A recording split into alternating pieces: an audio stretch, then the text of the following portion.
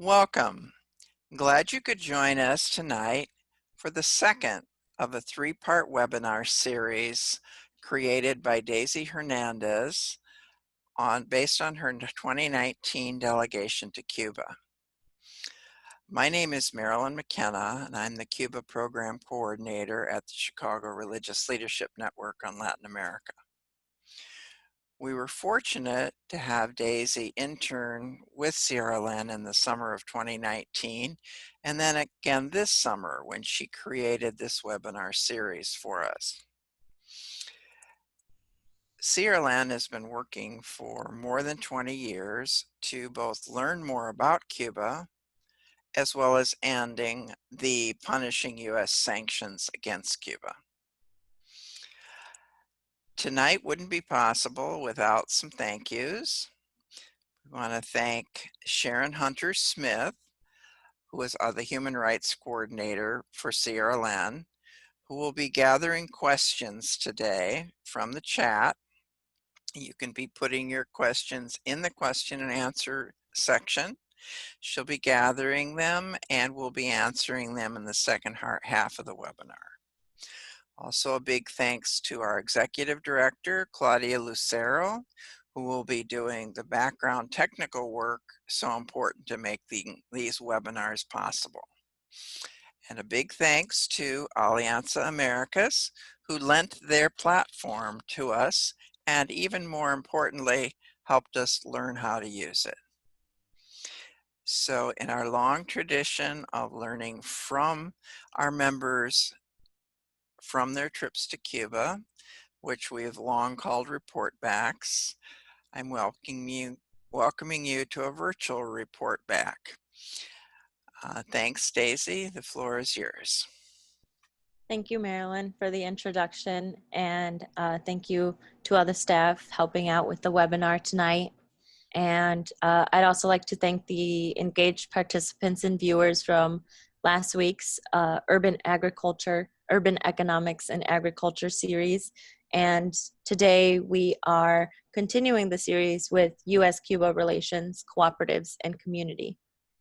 I'm very excited to share with you all a report back from my delegation in 2019, as Marilyn mentioned.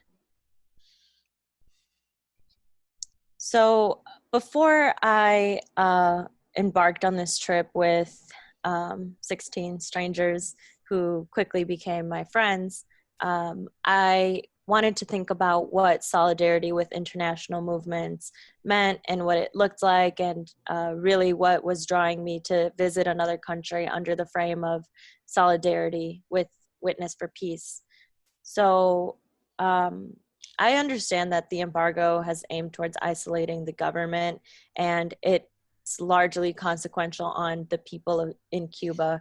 So I wanted to get an account from people there on what it is exactly that the embargo is affecting in their daily lives, and kind of go out of the realm of what the media in the US is feeding me and what my understanding of the US government's actions towards Cuba are. This is essentially an international people's struggle. The delegation itself was formed on solidarity, collaboration, and creative emergent strategies with partners in Cuba in resisting US imperialism. And it was very necessary for me to be comfortable with seeing the Cuban people as partners in resisting US imperialism. I didn't want to contribute to that, so I wanted to remain aware of that. And as prior to COVID-19, Cuba remained the only country that the US prohibited tourist travel to. I questioned this, and enabling it would require repealing of the trade sanctions reform and export enhancement reform. So in my political science studies currently, I kind of understand that a lot of legislative effort is to be made to normalize relations between our two countries. And given the history of them as well, what we can do as Americans is exert our privilege in looking out for legislation and voting on these specific acts. I wanted to include this picture of my delegation alongside the other delegation, the Black Socialist Strategies in Holistic Healing, who kind of overlapped in dates with ours. And we all got a chance to socialize with the Centro MLK, where we stayed, this Martin Luther King Center in Havana. And, and it was a lovely evening because we got to socialize and celebrate Witness for Peace working 20 years with the center.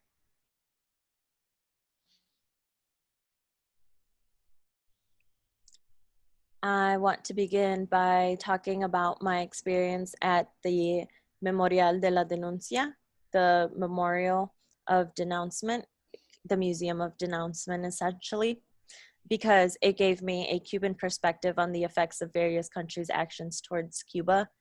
And obviously, I'm in a new country. They're going to have their uh, perspective and history in a space, but this space in particular, and the way that the messages and various actions were conveyed were quite touching and appalling because um, on the far right, the docent is showing us a wall covered in crosses, which all stand for 3,000 lives that have been lost in various terrorist attacks and um, missions against Cuba, as is the number just blatantly on the wall, 581, on the number of lives lost by different terrorist attacks aimed at Cuban missions in other countries, or Cuban embassies in other countries.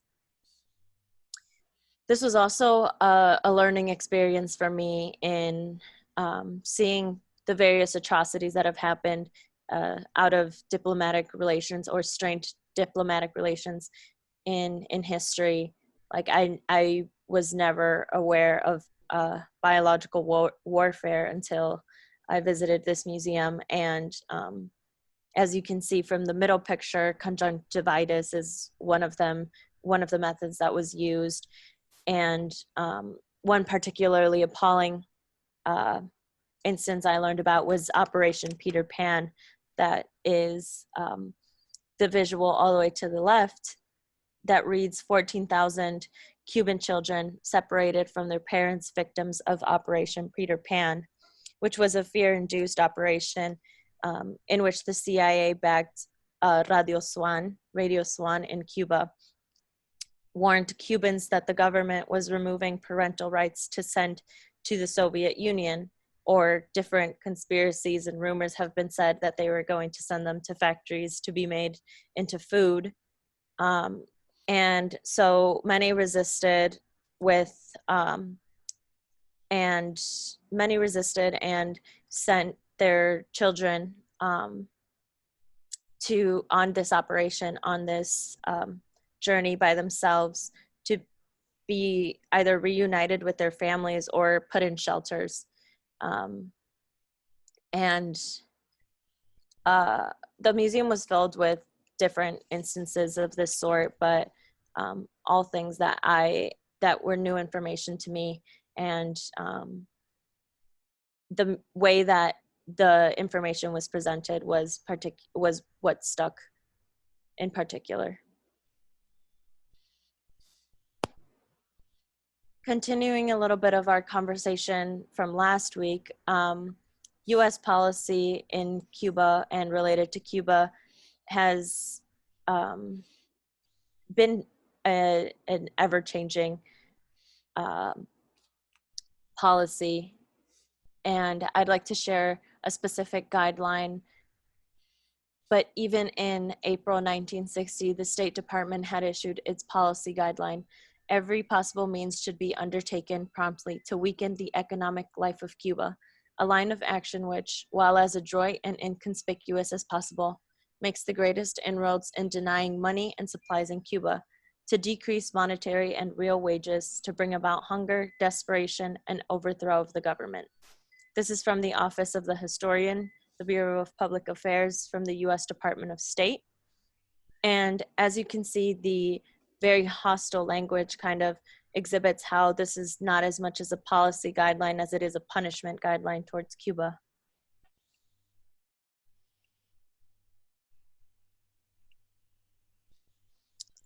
Again, we'd like to share with you all some handouts that I received from Witness for Peace. So when we upload the PowerPoint, you will be able to click on these links with PDFs, attachments, or we can also post the PDF directly of major US laws and Cuba-US relations timelines. The ever-changing nature of policy towards Cuba goes back for decades, but I'd like to mention the kind of most recent administration's efforts, starting with Barack Obama in 2009, who lifted family visit restrictions. And a memorable instance is when the USAID contractor Alan Gross is accused of espionage and jailed in Cuba. Also in 2011, when people-to-people travel licenses were restored, but the embargo is still in place, despite even talks in 2014 of Obama and Raul Castro announcing intentions to normalize relations. And in 2015, Cuba is removed from the state sponsors of terrorism list and embassies are reopened. In 2016, travel is expanded and elements of the two acts that we touched on last week, the Helms-Burton and Torricelli Act, are suspended. While the UN General Assembly annually votes to condemn the US for the embargo, the US kind of spoke volumes in abstaining from this vote. Again, in 2016, Obama lifted a wet foot, dry foot policy, which granted Cuban citizens citizenship upon arriving to the US. And the blockade remains throughout all these efforts, as does the US ban on tourism in Cuba. The USAID continued democracy promotion programs using US tax dollars as well.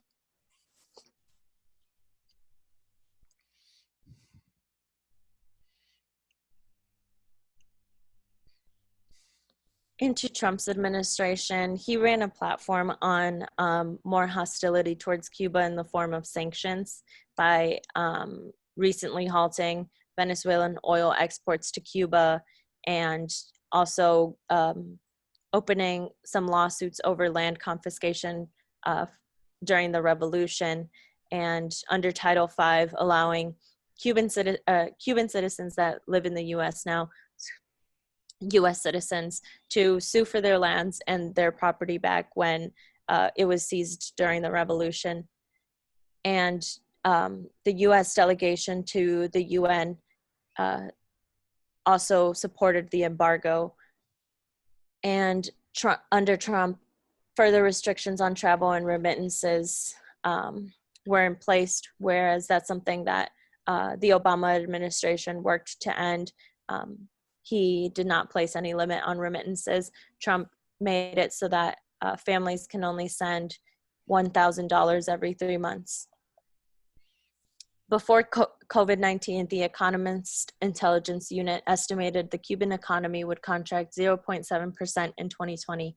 It is now projecting an 8.3% decline. The global contraction in economic growth, trade, foreign investment, and tourism likely will slow Cuba's post-COVID-19 economic recovery. So in last week's webinar, we were touching on the different effects to Cuba's GDP throughout various instances of US policy, and even now it's kind of becoming relevant again as we are seeing the manifestations of COVID-19 on different countries' economies, but especially with a country like Cuba with embargoes in place on medical supplies. For more information, you can check out both of these links, Trump's changes to Cuba policy and a fact sheet on with a timeline of Trump's policies as well. The visual that I chose to go alongside this speaks to kind of the moment that we're living through right now, and also which was experienced in Cuba on October 15th of 1976 for victims of an air crash. It says, "Cuando un pueblo enérgico y viril llora, La injusticia tiembla. Basically, when an energetic and powerful community cries, injustice trembles.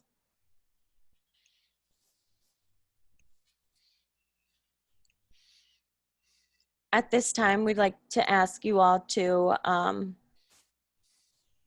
put some of this theory and knowledge into action by supporting Cuban American teacher Carlos Lasso, who is a veteran sergeant of the Iraq War, who began a bicycle expedition on July 11, 2020, with his children with the aim of drawing attention to the economic sanctions against Cuba, reinforced by the Trump administration despite of the COVID-19 health crisis. Lasso, accompanied by other Americans and Cuban Americans, departed from the city of Seattle on and will travel about 3,000 miles, almost 5,000 kilometers, to Washington, D.C., where he will try to interview President Trump himself or a member of his cabinet. During the tour, the group will make stops, interviews, and conversations in schools, associations, churches in Montana, Minnesota, Wisconsin, Illinois, Indiana, Ohio, Pennsylvania, and Washington, D.C. We will talk to the men and women of the United States, which is also our nation, Lasso said in a statement that circulated on his social networks. In every corner of the American Union that we visit, we will advocate building bridges of love between the peoples of Cuba and the United States. 60 years of discord between Cuba and the United States have only brought misery, pain, and resentment, and ordinary Cubans, without distinction of ideologies, have been most affected. At the start of the pandemic, Professor Lasso addressed a letter to President Trump asking him to lift the sanctions because, he said, they make it difficult or impossible for Cuba to acquire medical equipment, food, and medicine. The petition is on 2 online platforms, change.org and avast.org, and has so far garnered nearly 20,000 signatures. You all can also add your name to this petition. We provided the link to change.org. And someone will also put it in the comments for people to click on and hopefully revisit when we post it online to the website as well.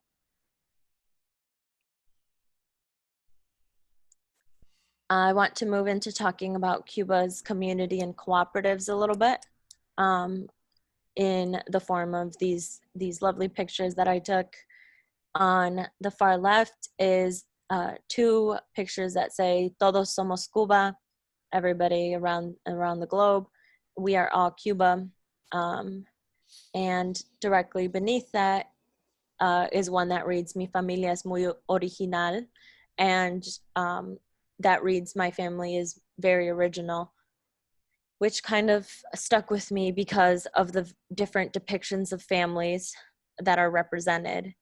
In the US, the idea of representation, I feel like is kind of surfacing, but I've never seen something so inclusive as this visual with representations of what different family structures look like, including somebody disabled and different partnerships and different levels of family members as well, including older family members.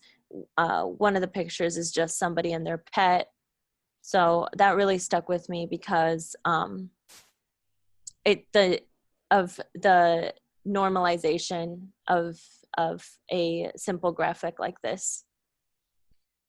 In the middle, I really appreciated Cuba's coffee. I am a coffee fanatic, so that is something very special to me, and also special to Cubans. And it was kind of something that we were able to bond over quite easily. And the photos are on the right are from artist Salo's school, art school for children, where he kind of volunteers his time to teach children this skill and also create a space for them to dedicate time into cultivating a new skill for themselves under no pressure besides just doing what you like, drawing what you like, and having provided the materials to the students. He's really rewarded by the fact that a lot of them grow into become artists, or a lot of them are just finding time to appreciate and love the moment and what the space and time allows them. I thought it was particularly interesting that I know a lot of energetic kids, and I'm sure we all do, and kind of find it hard to believe that they can sit still in a room and just draw for an hour or so. But with the time and the resources dedicated to them, it's really not hard to believe that they can be silent and let each other work under no pressure, besides just doing something that they like and being really relaxed. I also found a lot of appreciation in the fact that Saulo inspires the kids that he teaches a lot in the works that he does. So a lot of the works of the children were very similar in the craft to his, but they do have their own freedom for expression. And the picture on the top where you can see part of his head, that's drawn by a student. And it was really interesting to experience seeing kind of what they visualize and what they think about.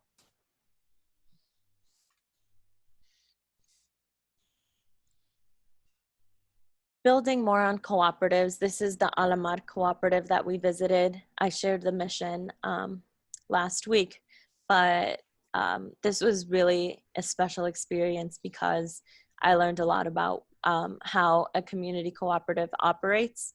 And this one was just right outside of the city. So it's not technically considered a rural cooperative, but I liked that we were able to experience the vastness of it and see the different elements at play here. The picture on the bottom right is of mangoes and coconut and coffee trees all together. And the all-encompassing space was very interesting for people being from mostly large cities to learn about, because it's not something that we have at our disposal. And we could also visualize how it is that Cuba is able to sustain something of this magnitude to feed people in their communities. Like I would have never understood or known that the picture in the middle are really ants on a corn stalk. And I've seen corn stalks before for like different hay rides and stuff in the fall, but I've never actually taken the time to look to see what's going on in this organism. And it was really interesting to see everything in its element. A lot of people on my delegation were very familiar with identifying things, like I know the basics like cabbage and such, and from my bit of experience gardening, but a lot of them do have their own urban gardens or community gardens that they're a part of. So it was really enriching to be able to share knowledge over these natural products. Community supported agriculture like these cooperatives is popular in Cuba. Overall, it's been an economic reform which also meets ideological needs, like the permaculture movement as well, and it is a growing enterprise. The Cuban government has made strides towards non-agricultural co-ops as well, as they see fit to increase productivity and reduce state responsibility for non-critical production and services. Contrary to what maybe most people think, this might be in the enterprises such as construction, clothing, restaurant, and taxis as well. According to Camila Piñero Harnecker, professor at the Center for the Study of the Cuban Economy at the University of Havana, the state's objectives for non-agricultural co-ops are to transfer non-fundamental economic activities away from the state to the non-state sector, defined as private businesses, cooperatives, foreign firms, and joint ventures, in the most socialized way possible, and to allow state enterprises to concentrate on core activities while contracting secondary and support activities to co-ops, to generate more stable and decent employment for people, and to increase and diversify production of consumer goods and services in a more socially responsible way, and to serve as an example of good business practices for private enterprises.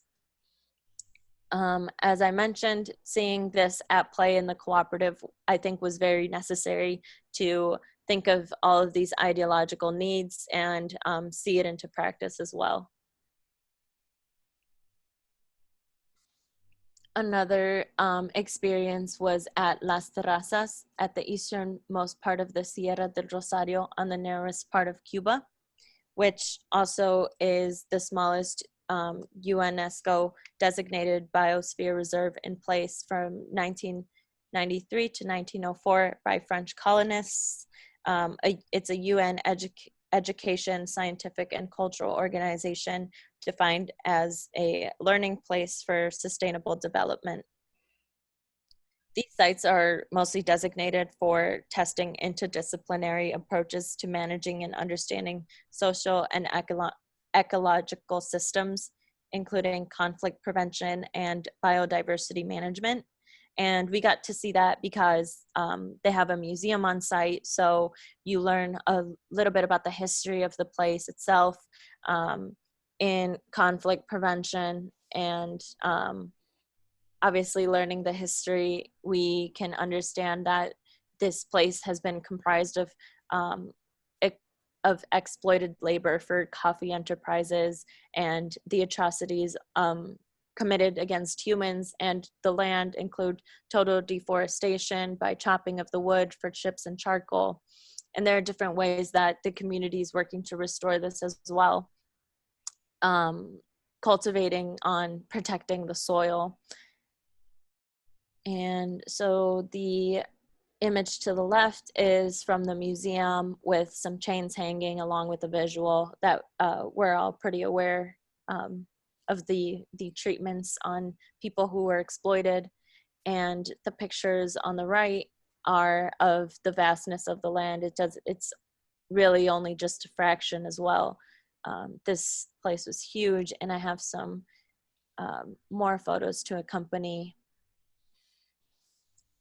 In this community was an artist that we got to meet with and hear from as well, who makes their canvases out of recycled paper. So as you can see, it's a pretty intense process, but it's very rewarding for the artist who obviously gets to use their materials in a very sustainable way, which is not only interesting, but also beneficial all around for people like us who were able to purchase from him and people in the community who are able to enjoy the art and kind of see this practice. And it honestly was kind of inspiring to see the work that goes into creating something like an art piece.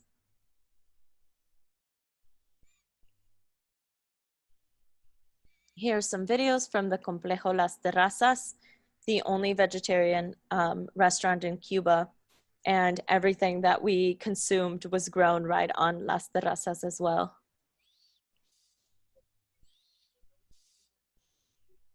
So very short video to kind of show the food, the entire three-course meal, including drinks that we got to experience. And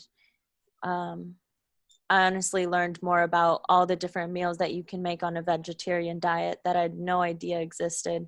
So that was one of my favorite parts of having visited and having experienced this, exploring the possibility of living so sustainably and off of the land itself.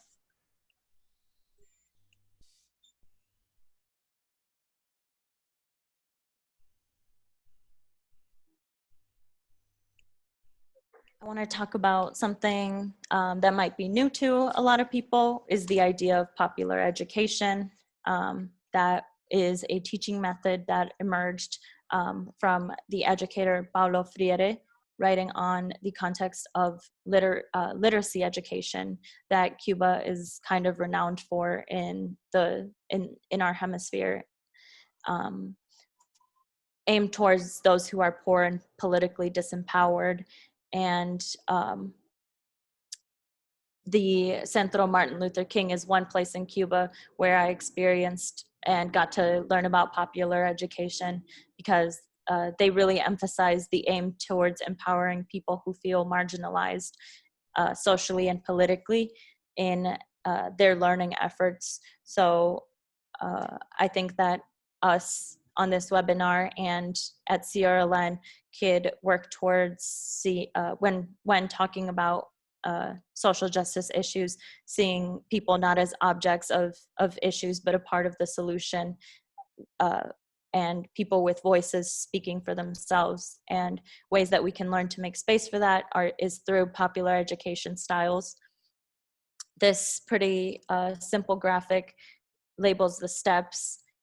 Basically, you have a group of people, you start with an experience, and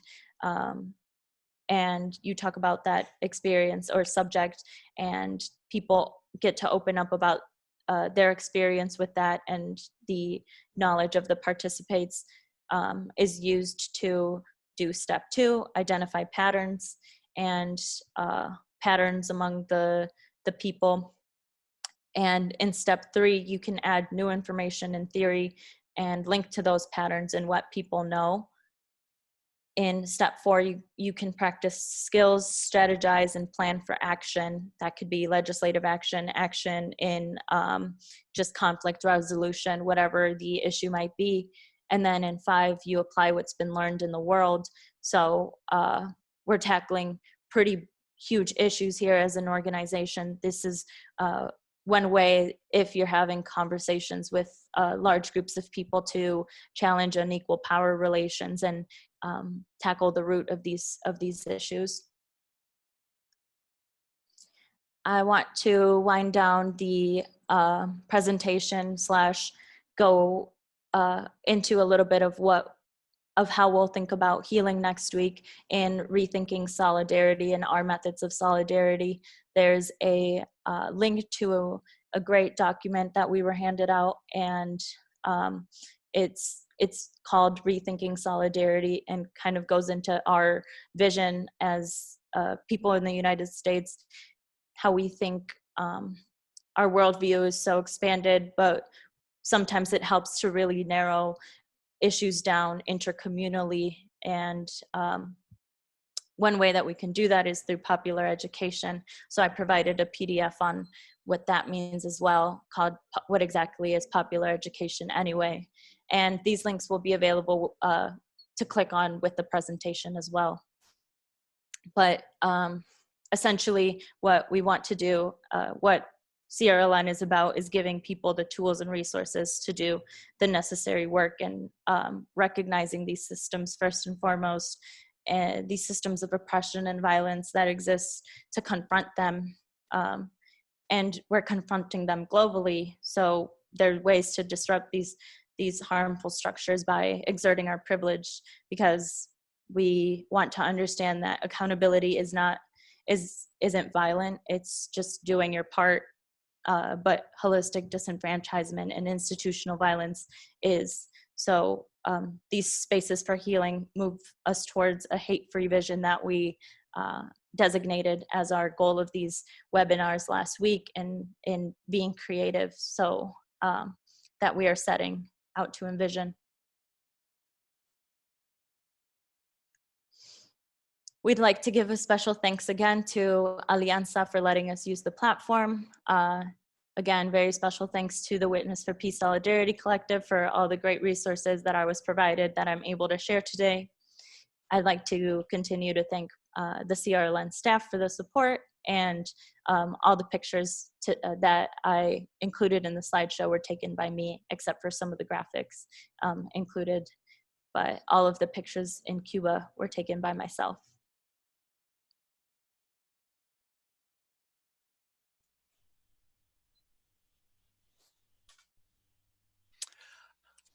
Thank you, Daisy. That was great.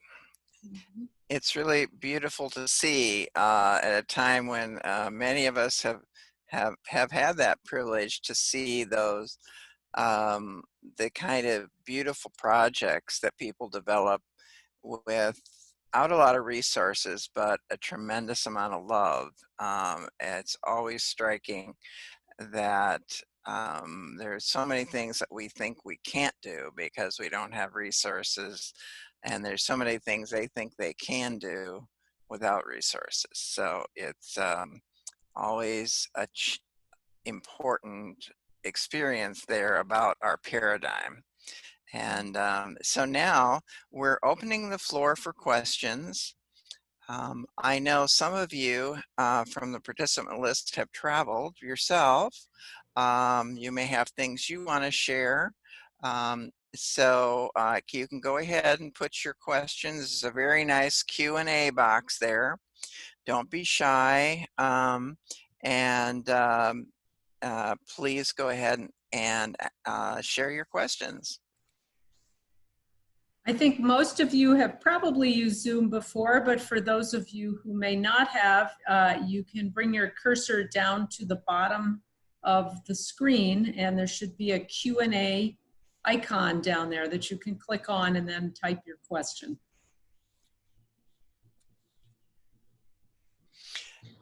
And meanwhile, we on the staff always have questions for Daisy. And what would you say, Daisy, was of the things that you showed us today, which of the things stood out for you the most in terms of things you're still thinking about, things that affect how you're framing issues? I think that in this webinar, it's a good lead into the next on healing, but I think the experience that emphasized healing our land was something that I was very newly introduced to. I live in Chicago, grew up in Chicago. I've always lived in the city and really haven't seen these massive green spaces ever. So it really is really different to be able to breathe and be in these spaces and understand that countries and certain states are making real efforts to move towards sustainability and addressing the issue of climate change, and to see the different ways that they're doing that don't include, you know, just recycling, but actually working and connecting with the earth is very interesting to me. And it's something that I have to continue to be mindful of, as you know, I can't put all of these tools into practicality just yet. I would like to see where I can take part in these changes and being a part of the healing of our land and our spaces.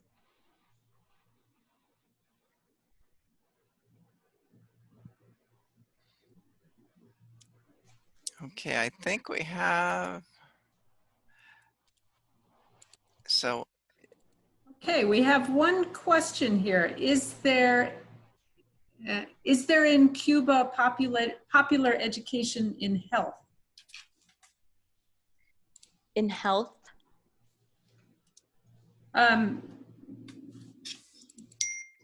Yeah, does say the Cuban community get together and do a popular education session around health issues? Or, well, and you may not know, but that's the question. On the healthcare system in general, I know that programs have been established to connect people from different countries into one program called ELAM that whoever asked this question might be interested in looking into.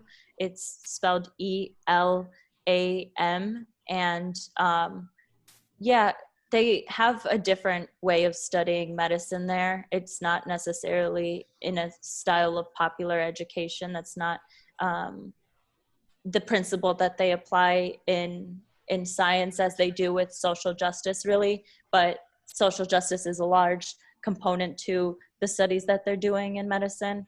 And one way is by opening up other people to join this program, and as part of the program you get to practice with communities as well. So the way that education in general can be summed up is that they are working through community-based institutions, and people can do that if you're studying medicine or studying health.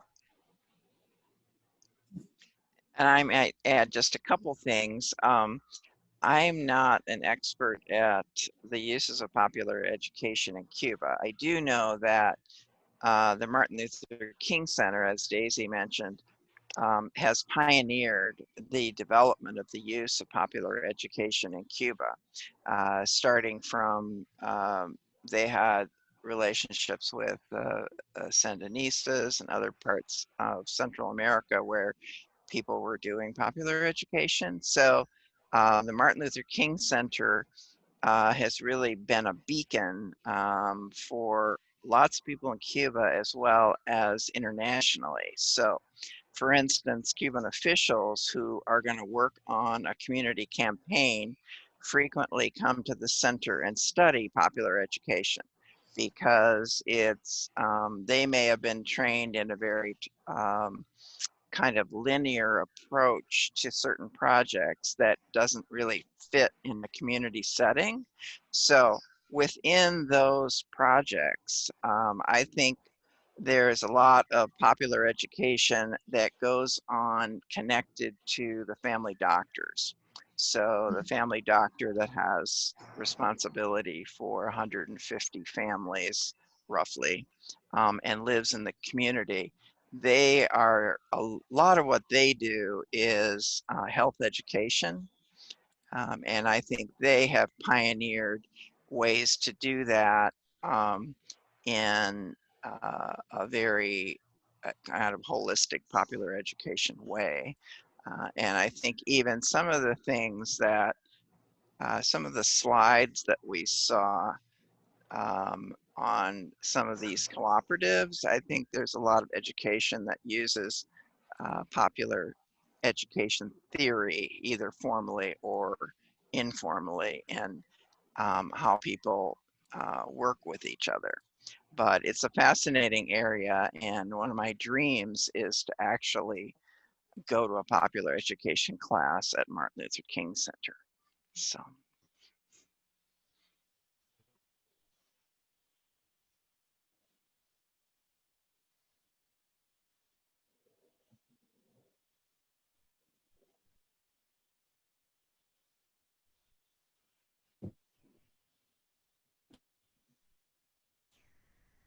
So while we're waiting for more questions, so the other thing I wondered about, Daisy, was how did other people, uh, how did you feel like in your delegation?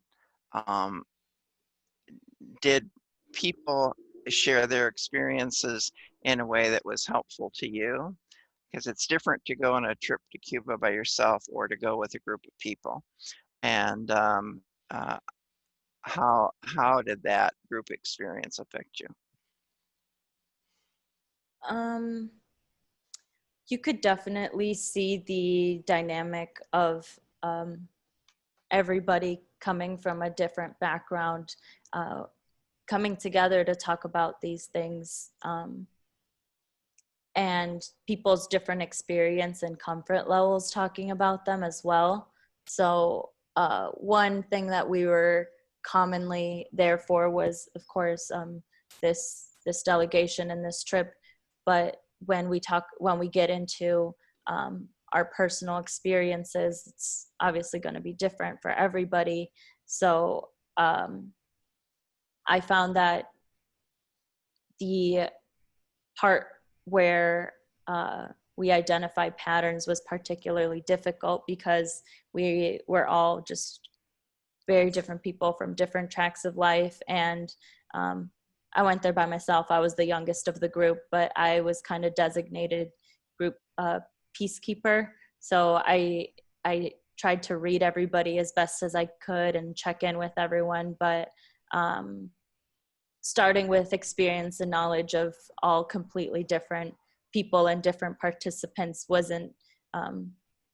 it wasn't as easy as it seemed, despite us all having, the common goal for learning about these issues. We all had different experiences in healing and all have had different tracks, and we're at different stages of our healing ourselves. So I don't know that it was as easy as it seemed to, or it was very idealistic, but the as group designated peacekeeper, I think the most important thing is to try our best and learn what we can from the people that we were listening to and from each other as well. But yeah, over the course of 10 days, it was going to take a lot of work anyway. You know, it wasn't like a simple timed conversation on just one thing. It was the track of, you know, like of connecting with everybody as we traveled and checking in with each other. And Witness for Peace, I feel like, does a good job at that, or at least on my delegation, we did a pretty good job at checking in with each other at various points and having these different team seminars and meetings. Thank you. Mm-hmm. The other thing I think that would be fun to learn more about, that's a rural cooperative that you showed us this week. And where is that approximately? In what part of The Cuba? Alamar, Yeah, Alamar. it's near, no, this one is closer to a city. This wasn't the most rural cooperative that we visited, but I can't remember which city it's closest to. I can try and find, but it is still a rural one, is distinguished from last week. You showed us a garden that's actually inside of a inside city. of the city, yeah. But there are more far out rural ones. Yeah. So how many people worked here approximately?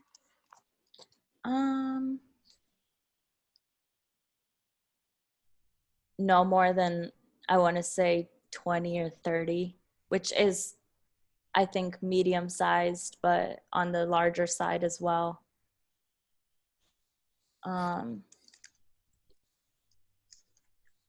are they also, to your knowledge, do they live on the property, or do they live somewhere else and come to work at the cooperative? No, they live at the cooperative. Yes, this one is called Alamar Cooperative Urban Farm. So it's a different style. It's also not as many generations as a state-run cooperative would be. That's way out rurally. Which I mean to say that there haven't been as many people that live and work there for as many generations, and I think that is also largely due to the fact that it's urban, and people have or at least the young people have education as an option as well. Maybe far out in more rural areas, the accessibility to education isn't the same. So the generation, it's more of like a constant cycle. So the more rural ones would tend to be more like family farming in some ways, although it's not all family units, I know. Yeah. I think that's one distinction from the urban farms to the more rural ones. And did they talk about specifically what they were growing here? Yeah, they talked a lot about how they are making their natural fertilizer. So we got to see where that's at. But this is the one that I showed a video of last week, the coffee and the mango and coconuts as well.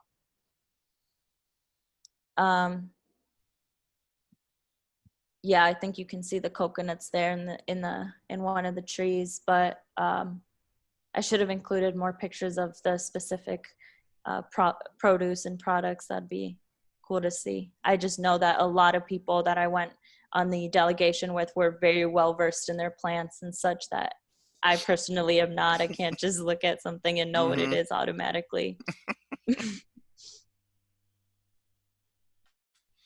So I know that some of these places that are close to the cities supply farmers markets in the cities. And did they talk about that being one of their primary markets, or they may be far enough away that that's not appropriate for them? This is one that that is appropriate for. They have an on-site cafe but they also have, they work with local restaurants as well to supply restaurants.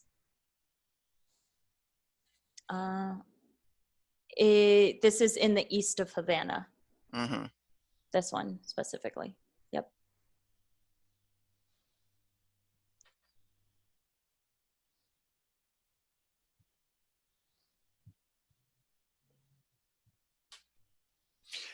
Once when I visited one of these types that were close to the city, there was a young woman who was the agronomist, you know, the official university trained agronomist. And so Mhm. there's the most beautiful produce you've ever seen, all this organic lettuce, which we, you know, pay disturbing amounts of money for.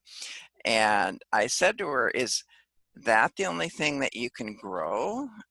Because here it is, they're raised bed gardening. It seemed exceedingly lush. And she said to me, and this is a long time ago, this is probably 15 years ago. She said to me, no, we can grow lots of things, but this is what people will eat. And she talked about all the changes to food culture in Cuba, because Cuba was a colonial holding, and so like most colonial places, they exported cash crops like tobacco and sugar and imported all their food.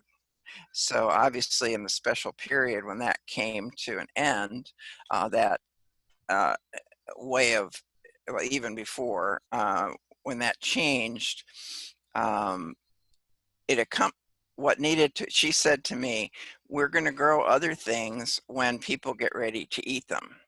So she talked about how there were all these cooking shows and all this promotion of eating vegetables, which is also not a tradition in the urban areas, wasn't a traditional part of people's diets. Like the ideal meal was going to be pork, plantains, things like that. And so it was very interesting to hear from her the whole big nationwide campaign to have people eat lettuce that had been going on, and that resulted in now there was a market for lettuce from Mhm. these kind of farms at these markets in the cities. Yeah, I think that's what I felt like I could see the difference in, and what I meant by keeping in mind what their use of land. I feel like that's very different than how we think about what uh, us in the United States put on our plates, and the different options for food that we have too. Cuba's a small place. They're able to create these campaigns that um, they work, especially when it's geared towards something that they're able to grow and produce, and um, at these levels as well. I think that's interesting, and it's also I like the idea of that.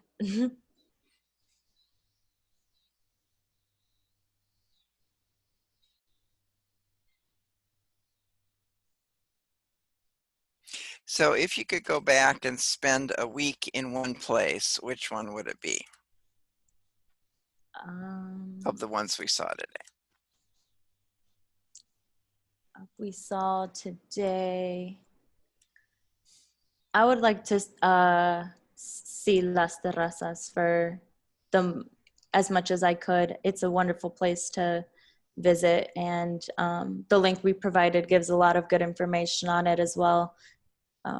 If we can visit ever again, I would like to. They have a lot of amenities there for tourists, but um, it was one of the nicest places that we visited. That was also a little bit residential. So the entire mix of everything happening here was really special. Mm-hmm.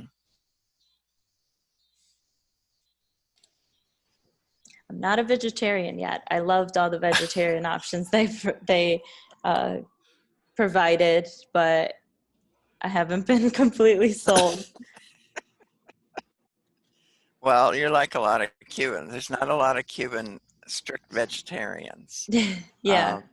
In fact, one of the requests that Martin Luther King Center had is because there were more vegetarians who were visiting on these delegations than Mhm. there were in their experience in Cuba. So one request is they wanted us on our next trip to bring vegetarian cookbooks because the cooks didn't really have that much experience with making vegetarian food either, although they were very anxious to make everybody happy. Yeah. There were a lot of vegetarians on my trip as well, personally. Mhm. Well, I think we're at 8 o'clock. So, do you want to wrap up, Daisy, with any comments? This is the first time I clicked on the Q&A. I just saw, I can answer this last question. Mm-hmm. Did I find much interest in the USA for what I have learned and experienced in Cuba? You have learned much interest in the USA. I think the question is, when you came back and you're talking about this trip, are people interested in it? Oh, definitely. I a lot of people are very curious about Cuba. They don't know. And honestly, I don't even know where to begin when I do talk to them. So I try and give an overview on just the title of the delegation and then go from there to see what they're interested in. But yeah, a lot of people are interested in Cuba, and I feel like if you are open to learning, it would be the place to go. But if you are fine with just taking in what you hear about Cuba and having your own perspective on all of these things, then maybe don't go all the way to Cuba to learn. But I think it's definitely a great experience as somebody from the United States, but also as a Mexican woman to have visited a country like Cuba and a country in Latin America in general to understand all these topics. Well, thank you. I want to thank Daisy. I want to thank all the people who participated with us. And again, thank you to staff. Big thank you to the Cuban people who, despite the 60 years of attempts to wreck their project, they still welcome us and still think of us as they know that there's people who are their partners despite our government. So big thanks to them and to everybody who participated. And don't forget to sign up for next week. And I think you've already got that link, but we, of course, will be sending that to you as well in email follow-up. So big thanks to everybody. Thanks, Daisy, for taking us on a trip in these quarantine times. Good night, everybody, and we'll see you next week. Hope you all join us next week. Thank you.